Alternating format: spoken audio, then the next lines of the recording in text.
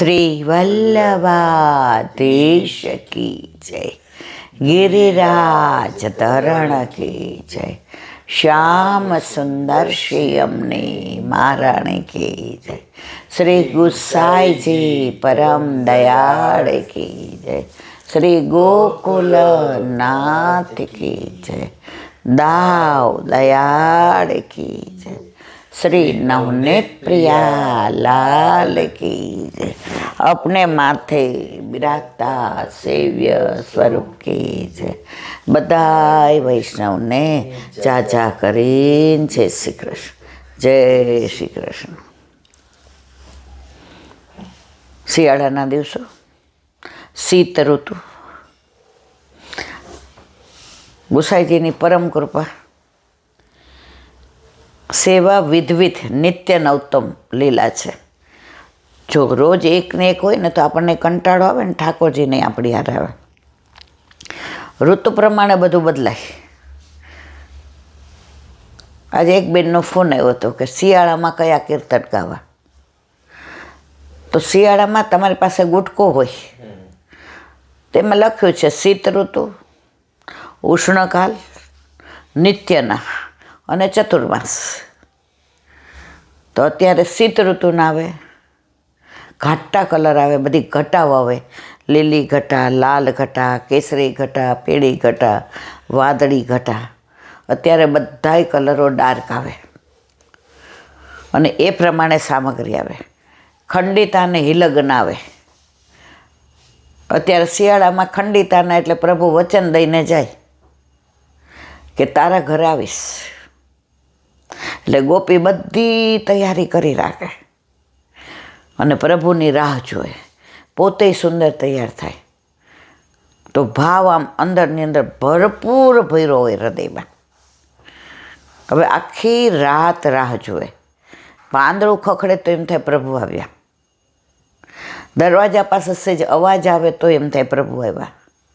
આસોપાલવના તોરણ સેજ હલે તો એમ થાય પ્રભુ આવ્યા. સવાર સુધી પ્રભુ આવે નહીં.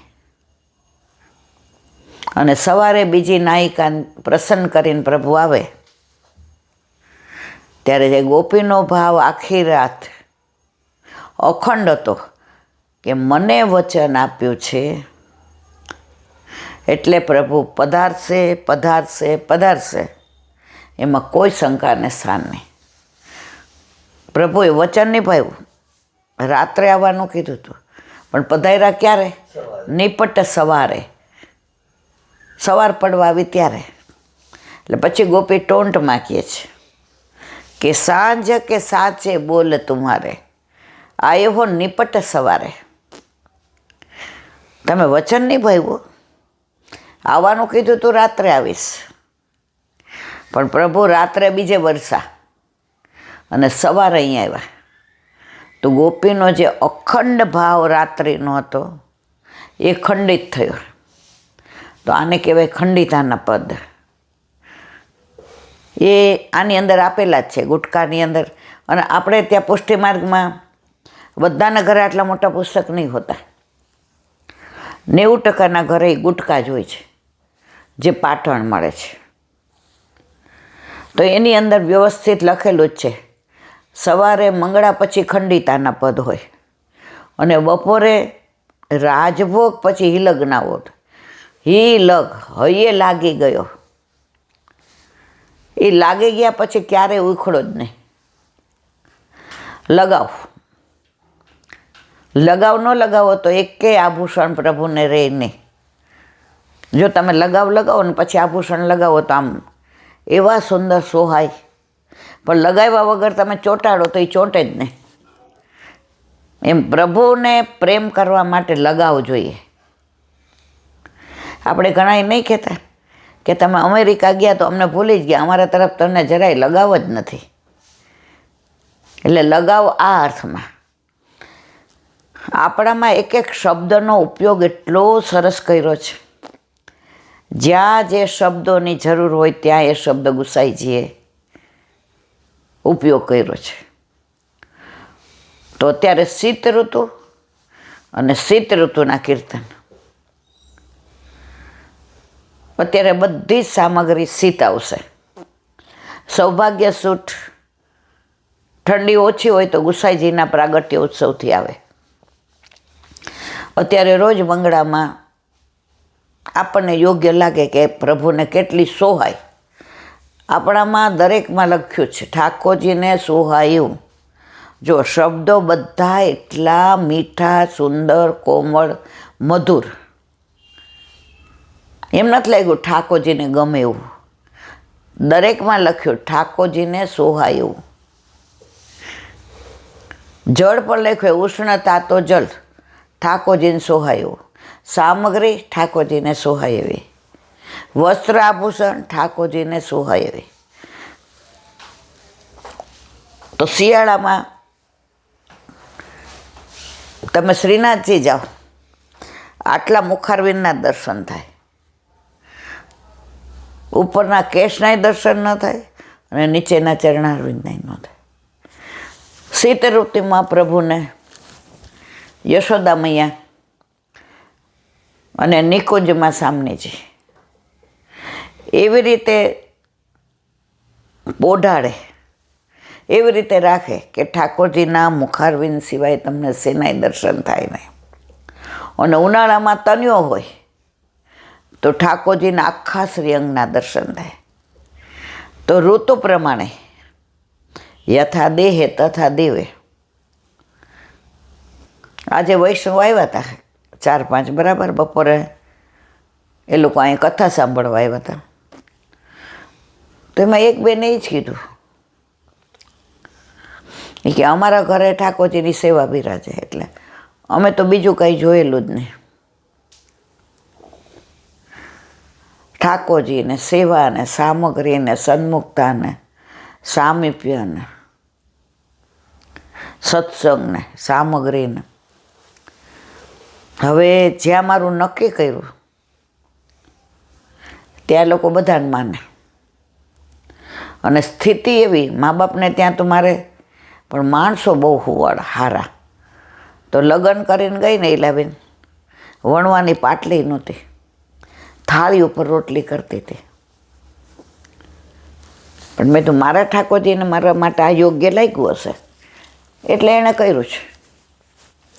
ક્યાંય વ્યગ્રતા ન અનુભવી. તમે હતા જ સાંભળતા હતા. ક્યાંય ગ્લાનિ નહીં મનમાં. પછી તો એ કે મને બધે લઈ જાય એટલે હું બધાને જય શ્રી કૃષ્ણ કરીને એક બાજુ બેસું અને હું કોઈનો પ્રસાદ ન લઉં. તો નાની તો એ મારું બધા ટોંટમાં ભલે મોટી ભક્તાણી થઈ ગઈ છે ને કોઈનો પ્રસાદ નથી લેતી ને આવા કંઈ ધર્મ હોતા હશે ને, પણ હું મનમાં બોલું શ્રી કૃષ્ણ શરણો મામા, શ્રી કૃષ્ણ શરણો મામા, શ્રી કૃષ્ણ શરણો મામા. ધીમે ધીમે ધીમે ધીમે તુજ સંગ કોઈ વૈષ્ણવ થાય તો તું વૈષ્ણવ સાચો. તારા સંગનો રંગ ન લાગે ત્યાં સુધી તું કાચો દયારંભે. ઘરમાં બધાએ બ્રહ્મ સંબંધાઈ લીધું અને જે ટીકા કરતા હતા એ બધાએ બ્રહ્મ સંબંધ લીધું. અને જેટલા અમારા ગ્રુપમાં સગાવાલા હતા બધા ત્યાં સખડી ધરાવે છે. ગામનું નામ એટલે નથી દેતી કારણ કે ગામ એટલું નાનું છે કે ખબર પડી જાય તો પ્રગટ કરે રસ જાય. બધા હતા ને બપોરે તો બધા જ હોય, તૃપ્તિ, આકાશ, સગુણ, આરાધ્ય. તો જો તમે મક્કમ હો ને, ડર ગયા સો મર ગયા. શરૂઆતમાં બધાએ સહન કરવું પડે. સાસરીમાં તમે જાઓ તો શરૂઆતમાં તમારા ને એના રીત રિવાજ જુદા હોય, ખાવા પીવાનું જુદું હોય, એટલે દીકરી એને એડજસ્ટ થઈને જ રહે. અત્યારની વાત નથી કરતી, અત્યારે તો આપણે એડજસ્ટ થવું પડે. સમય બદલાય અને પરિવર્તન એ જીવનનો નિયમ છે. તમે પરિવર્તનને ના સ્વીકારો તો પરિવર્તન તમને ના સ્વીકારે. પછી તમે ફેંકાઈ જાઓ, તમે એકલા પડી જાઓ. તો પરિવર્તનને સ્વીકારવું જ પડ્યું, પણ સિદ્ધાંતોના ભોગે પરિવર્તન સ્વીકારવું નહીં. હવે આપણને એમ કહે કે તમે ના, માતાજીનો પ્રસાદ લ્યો છો તો એ પરિવર્તન ન સ્વીકારે. હું તમારા બધાની સેવા કરીશ, હું તમે બધા જેમ કહેશો એમ કરીશ. મારા માટે તમે મારા મા બાપ છો. આ ઘર મારું છે, મારું ઘર કરીને રહીશ, પણ માતા મહાદેવનો પ્રસાદ તો નહીં લો. બસ આ એક મારી વિનંતી છે. એટલે એના લીધે વૈમનસ્ય ન સર્જાય. આજે આપણે અન્યાશ્રય કરે છે એના તરફ પેલું નથી કરવાનું, પણ અન્યાશ્રય ન કરાય એ આપણે બાબતમાં દ્રઢ રહેવાનું છે. અને ક્યારેય કોઈ જો હરિનો માર્ગ છે સુરાનો, નહીં કાયરનું કામ જો, પ્રથમ પેલું મસ્તક મૂકી વર્તી લેને નામ જો. હરિનો માર્ગ સુરાનો છે, નામર્દનો નથી. તમારામાં એ સહન કરવાની શક્તિ હોય તો જ આ માર્ગમાં આવું. જે કહેતા હતા આ માર્ગમાં સામે પાણીએ તરવાનું છે. ઘરમાં જે ન માનતા હોય એને મનાવવા અઘરા છે. સામે એ લોકો અપેક્ષા રાખશે કે અમારું તમે માનો. આપણે એવી અપેક્ષા નહીં રાખવાની કે આપણું માને. આપણા ઠાકોરજીમાં એટલું સામર્થ્ય છે કે જો એ જીવ પુષ્ટિ હશે એને કેન પ્રકારે આવશે આવશે આવશે. અને જો નથી પુષ્ટિ તો તમે ગમે એટલા પ્રયત્ન કરશો છતાંય તમારા પ્રયત્ન નિષ્ફળ જશે.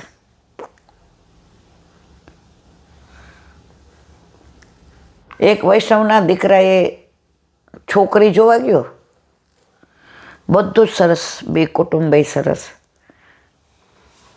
ભણેલી ગણેલી સંસ્કારી. દીકરાના ઘરે પ્રભુ બિરાજે અને દીકરી બોમ્બે ભણેલી. અને આ દીકરો જ્યાં રહેતો હતો એ ગામડું નહીં ને શહેરે નહીં. એટલે ઇન્ટરવ્યૂમાં એણે કીધું કે તમારે બ્રહ્મ સંબંધ છે? એટલે દીકરીએ જવાબ આપ્યો છે નહીં, પણ માનો કે આપણા બેનો મેળ પડ્યો તો હું લઈ લઈશ. એટલે ઓલા છોકરાએ એમ કીધું કે ના, નક્કી થાય એના માટે તમે લઈ લેતા હો તો કે ના, જે ઘરે જાઉં છું એની અનુકૂળતા પ્રમાણે રહીશ. બધું નક્કી થયું. હવે પેલું તેડું કર્યું સગાઈ પછી, કે પછી લગ્નનું ને તારીખ ને બધું કઢાવ્યું. એટલે સાસરીમાં નણંદ નહોતા, ખાલી એકનો એક દીકરો ને સાસુ સસરા. એટલે કીધું સાસુમાએ કે બેટા તમારે બ્રહ્મ સંબંધ નથી ને, એટલે હું સેવા પહોંચી લઉં ત્યાં સુધી તમે તમારા ઉપર તમારા રૂમમાં બેસો, વાતો કરો, તમારે આંટો મારવો હોય તો મારી આવો. એટલે ઓલા છોકરાએ કીધું કે તો અમે હવેલીએ દર્શન કરી આવી. એટલે ઓલી છોકરીએ દલીલ કરી કે ઘરમાં બિરાજતા ઠાકોરજીના દર્શન તો તમે નથી કરવા દેતા, બ્રહ્મ સંબંધ નથી તો હવેલીવાળા કરવા દેશે? એટલે બાએ એવું કીધું કે એ સર્વોદ્ધારક છે, એ બધાયના છે, અને આ એકલા મારા ઉપર બિરાજતા મારા ઠાકોરજી છે. એટલે મેં બ્રહ્મ સંબંધ લીધો ત્યારે તમારા બધા સહિત મેં સમર્પણ કર્યું છે. એટલે હવે લઈ ગયા. સાસુએ બહુ આવી હતી તો ફટાફટ બધું સામગ્રીને બધું સિદ્ધ કરીને ઠાકોરજીને પહોંચી લીધું. રસ્તામાં ઓલા છોકરાએ કહ્યું કે તું 2-3 દિવસ રોકાવાની છે તો વ્રત કરી લે, તો બ્રહ્મ સંબંધ લઈને જા, એટલે તું આવે ત્યારે બાને. એ કે ના, અત્યારે હજી હું આમ માનસિક રીતે તૈયાર નથી, પરણીને લેવાની જ છું. સારું, તારી ઈચ્છા, આ બાબતમાં ફોર્સ ન હોય. પછી કે તોય વિચારીને કહીશ. એટલે ઘરે આવ્યા એટલે પછી બધા જમવા બેઠા ટેબલ ઉપર. એટલે સાસુએ કીધું, બેટા રોકાવાના છો 2-3 દિવસ? તો ગુરુદેવની આજ્ઞા લઈ આવીએ અને વ્રત કરો તો તમારે બ્રહ્મ સંબંધ. એટલે કે બા અત્યારે હરવા ફરવાનો સમય છે, આવીશ પછી તો લેવાનું જ છે. કાંઈ વાંધો નહીં. સાસુના મનમાં ભગવતી હતા એટલે સમજી ગયા કે આ જીવ જો નહીં હોય તો બ્રહ્મ સંબંધ લેવું લાગતું નથી. કારણ કે અહીંયા અઠવાડિયું રોકાવાની છે, પણ જ્યાં બ્રહ્મ સંબંધની વાત આવી એટલે કે આવીશ ત્યારે લઈશ. એટલે દીકરાએ પછી 2 દી પછી કહ્યું કે ગુરુદેવના ત્યાં અમે દંડવત કરવા જઈએ છીએ, તો અમારી સાથે ચાલ. એટલે કે હું કાનુડામાં માનું છું,